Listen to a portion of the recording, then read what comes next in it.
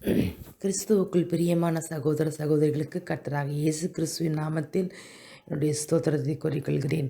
எல்ஷடா வேதாகம பயிற்சி மையத்தின் போதுமானவற்றுக்கும் அதிகமானவை என்ற தியான பகுதியிலே உங்களை சந்திப்பதிலே நான் மிகுந்த மகிழ்ச்சி அடைகிறேன்.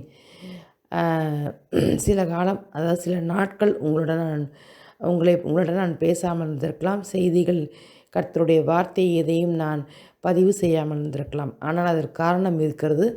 என்ன காரணம் என்றால், ஜனவரி 1ஆம் தேதி, அதாவது புது வருடத்தை நாம் எல்லோரும் கொண்டாடுகிற அந்த நேரத்திலே கர்த்தருடைய கிருபையை மக்கள் தெரிந்து கொள்ள வேண்டும், அவருடைய அன்பை தெரிந்து கொள்ள வேண்டும் என்று நினைத்து அந்த நாளை, ஜனவரி 1ஆம் நாளை நான் கர்த்தருக்குரிய விருந்தின் நாளாக ஆயத்தம் செய்திருந்தேன். அதில் அநேகர் ஜனங்கள் கூடி வந்தார்கள். தேவன் நாம் மகிமைப்படும்படியான காரியத்தை அவர்கள் கண்டு கொண்டார்கள். மதிய விருந்து அவர்களுக்கு அளித்தோம். தேவனுடைய நாமம் மகிமைப்படும்படியாக கர்த்தருடைய விருந்தை நான் அவர்களுக்கு அளித்தேன். அது மட்டுமல்ல, அது கர்த்தருடைய விருந்தை நாங்கள் அநேக நாட்களாக அதற்கென்று பிரயாசப்பட்டு ஆயத்தம் செய்திருந்தோம். சங்கீதம் 118 சொல்லியிருக்கிறபடி, 24 சொல்லியிருக்கிறபடி, இது கர்த்தர் உண்டு பண்ணின நாள், இதிலே களி கூர்ந்து மகிழக்கடவோம் என்று சொல்லியிருக்கிறபடி, தேவன் நியமித்த நாளிலே அவர்கள் எல்லோரும் களி கூர்ந்து மகிழ்ந்து இருக்க தேவன் அவர்களுக்கு மதிய உணவினை கொடுத்து அவர்கள் நன்றாக திருப்தியாக சாப்பிட்டு தேவன் நாமத்தை மகிமைப்படுத்த தேவன் என்னை ஒரு கருவியாக அவர் என்னை பயன்படுத்தினார் என்பதை இங்கே நான் கூறிக்கொள்ள விரும்புகிறேன்.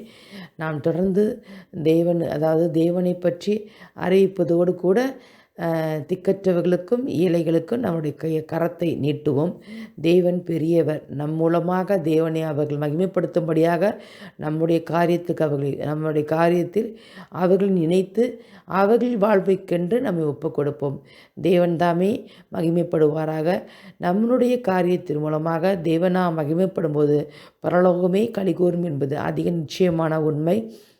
இந்த வருடம் முழுவதும் நாம் நம்மளுடைய காரியத்தை மாத்திரம், நம்முடைய குடும்ப காரியத்தை மாத்திரம், தனிப்பட்ட காரியத்தை மாத்திரம் மேம்படுத்துவதும், இன்னும் அதாவது ஆடம்பரமான வாழ்க்கைக்கு நாம் போவதை காட்டிலும் கர்த்தருடைய வார்த்தையை ஏற்றுக்கொண்டு அவருடைய வார்த்தையை, அவருடைய காரியத்தை நாம் முன்னிறுத்தி செய்கிறவராக, அவர் மூலமாக, அதாவது கர்த்தருடைய மகிமையை நம் மூலமாக, அவர் நாமத்தை நம் மூலமாக மக்கள் அறிந்து கொள்ள நம்முடைய கரத்தை தாராளமாக நீட்டுவோம். நீங்கள் கர்த்தருடைய நாமத்தை மகிமைப்படும்படியாக நீங்கள் காணிக்கைகளை அனுப்புங்கள். தேவ காரியத்தை செய்யும்படியாக என் கையை திடப்படுத்துங்கள். என்னுடைய சேனலிலே, யூடியூப் சேனலிலே டிஸ்கிரிப்ஷன்லே நான் காணிக்கையை எப்படி அனுப்ப வேண்டும், ஜிபே மூலம், இப்போ எல்லோருமே ஜிபே இருக்கும். இந்த ஜிபே மூலமாக உங்களுடைய காணிக்கை சிறியதாக இருந்தாலும் பரவாயில்லை, ஆனால் தேவனுக்கென்று கொடுக்கும்படியாக நீங்கள் நிச்சயித்து கொள்ளுங்கள். தினமும் மாதம் ஒரு சிறு தொகையாக இருந்தாலும் பரவாயில்லை, அதை கர்த்தர்க்கென்று நீங்கள் கொடுக்கும்போது கர்த்தர் அந்த தொகையை பார்க்க மாட்டார், உங்கள் கொடுக்கிற இருதயத்தை தான் பார்ப்பார்.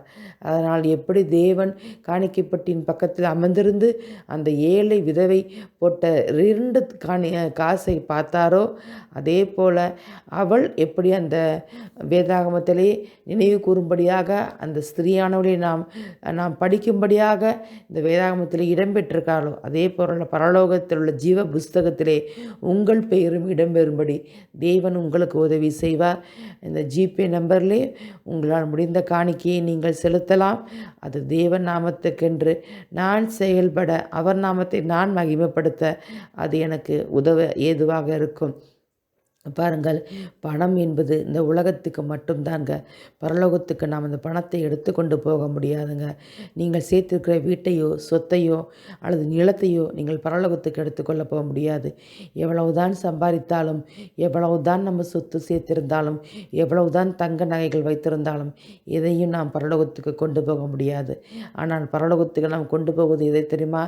நம்முடைய நற்கிரிகைகள் மூலம் நாம் பரலோகத்துக்கு செல்லும்போது, நாம் வாழும்போது நித்திய வீட்டிலே நம்மை ஏற்றுக்கொள்வார்கள்ங்க.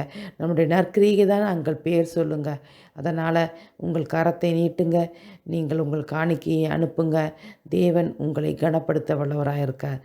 கர்த்தருக்கே மகிமை உண்டாவதாக. ஆமென்.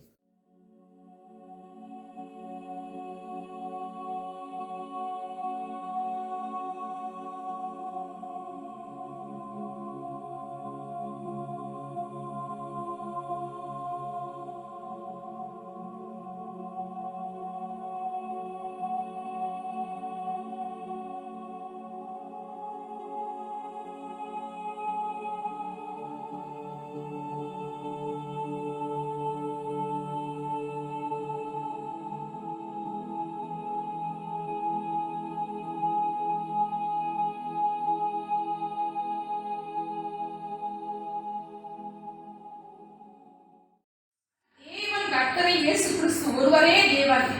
அவர் பிதா, குமாரன், பரிசுத்த ஆவி. இந்த திரியோக தேவன் சொல்லக்கூடிய இவர்கள் மட்டுமே மெய்யான தேவன்.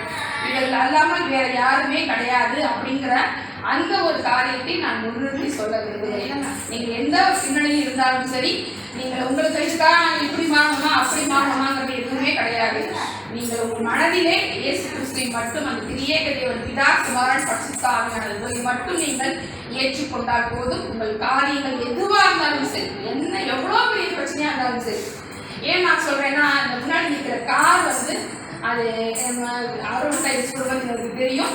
அது நான் வாங்கியிருக்கேன். 2023 தேவன் எனக்கு ஒரு 2 வீலரையும் ஒரு காரையும் தேவன் எனக்கு கிருபையாக கொடுத்திருக்கிறார். இது பணம் இருக்கிறதுனால வாங்கினது கிடையாது. இது பின்னாடி பெரிய ஒரு அற்புதம் நிகழ்ந்துருச்சு. அதனால தேவன் அந்த காரியத்தை என்னை ஆசீர்வதித்திருக்கிறார். இப்பவும் அவருடைய பிள்ளையாக என்னை நிற்க செய்திருக்கிறார். இந்த கார் 2 வீலர் இருந்தால் தான் அப்படி ஒரு காரியம் பண்ணணுமா அப்படின்னு இல்லை. கார் 2 வீலர் என்னன்னா, கர்த்தர் ஒரு ஆசீர்வதிக்க விருப்பப்பட்டு விட்டால், ஒரு நபரை ஆசீர்வதிக்க விரும்பி விட்டால், அவங்க வாழ்க்கை நல்லா இருக்கணும்னு நினைச்சிட்டா அவர் இது மட்டும் இல்லை, இந்த காட்டிலும் பெரிய காரியங்களை செய்வார். அதனால இன்றைய தினம் நான் உங்களிடம் சொல்றது என்னன்னா, என் தேவனால் கூடாத காரியம் என்று எதுவுமே கிடையாது. நீங்க எந்த பின்னணி உங்களுக்கு பிடிச்ச எந்த தெய்வத்தை வேணாலும் நீங்க வணங்கிக்கங்க. நான் வேண்டாம்னு சொல்ல மாட்டேன். அதெல்லாம் கடவுள் இல்லைன்னு நான் சொல்ல மாட்டேங்கன்னா, அது உங்களுடைய நம்பிக்கை. அதை பற்றி நான் எதுவும் சொல்ல மாட்டேன். ஆனால் எல்லாவற்றிலும் நீங்கள் இயேசு கிறிஸ்துவை நேசிக்கிறீர்கள் என்றால் உங்கள் வாழ்க்கை நலமாக இருக்கும். எந்த பிரச்சனை இருந்தாலும் சரி, நீங்கள் அதோட மாற்றம் சொல்லுங்கள். அது பெரிய காரியமாக, பெரிய ஒரு அற்புதமாக தேவன் அவற்றிலிருந்து விடுபட உங்களை உதவி செய்வார். என் தாயாருடைய காரியத்தில் தான் நான் ஒரு ஊழியக்காரியாக இருக்கிறேன். ஏன்னா என் தாயாருக்கு எல்லாருக்கும் தெரியும், அவங்க கேன்சரால் பாதிக்கப்பட்டவர்கள் தெரியும். அவங்களுடைய ஜீவனை தேவன் இப்ப வரைக்கும் பரிபூர்ண ஜீவனாக எனக்கு கொடுத்த வாக்குத்தத்தம் தான். நான் ஜீவன் உண்டாக்கிறோம், அது பரிபூர்ண படவும் வந்தேன் என்று சொன்னார். அந்த வாக்குத்தத்தை தேவன் இப்ப வரைக்கும் நிறைவேற்றி கொண்டிருக்கிறார். சற்று பலவீனம் இருந்தாலும் கூட, அவர்களுக்கும் சரி எனக்கும் சரி எல்லோருக்கும் பலவீனம் இருந்தாலும் கூட, ஆனால் தேவன் பலவீனத்திலும் பலப்படுத்த வல்லவர். அதைத்தான் அவர்களுக்கு திரும்ப திரும்ப அவர்களுக்கு சொல்லிக் கொடுத்திருக்கிறார். உன் பலவீனத்திலே என் தேவனுடைய பலன், அவர் சொல்லிட்டார். பலனுக்கு என் பலன் பூரணமாய் விளங்கும்னு சொல்லியிருக்கிறார். என் பலன் அப்படிங்கிறது தேவனுடைய பலன் மட்டும்தான். அதனால் தேவன் உங்கள் காரியங்களை சந்திக்க அவரால் முடியும் என்பதை நான் திரும்ப திரும்ப சொல்லிக் கொள்கிறேன். இன்னொரு காரியம், இது இந்த காரியத்திலே நான் என்னை ஒப்புப்படுத்துகிறேன். அதனுடைய காரியங்களை தொடர்ந்து வரக்கூடிய ஞாயிற்றுக்கிழமைகளே காலை வேலை 9 to 10 அந்த 1.5 மணி நேரத்திலே தேவன் எப்படிப்பட்டவர், இயேசு கிறிஸ்து எப்படிப்பட்டவர் என்பதை மாத்திரம் நான் உங்களிடம் சொல்றதுக்கு விருப்பப்படுகிறேன். அதனால இது பெரிய மற்ற காரியங்களை போல பெரிய ஒரு பாட்டு பாடுறதோ இல்லை மற்ற நேரத்தை கடத்துவதற்கான காரியம் சத்தியத்தை அறிந்து சத்தியங்கிற பிள்ளையாக சொல்லப்பட்டபடி சத்தியத்தை மட்டும் அறிவிக்கக்கூடியதான நாளாக நேரமாக அந்த ஞாயிற்றுக்கிழமையோடு இருக்கும் என்று கற்றுக்கு நான் நிச்சயித்திருக்கிறேன். அதற்கென்று நீங்கள் உங்களால் முடிந்தால் நீங்கள் வாங்க, தேவனை பற்றிய காரியங்களை கற்று எப்படிப்பட்டவர்களை தெரிந்து கொள்ளலாம். இன்னும் அடுத்த ஒரு முக்கியமான பங்கு என்னவென்றால், இது ஒரு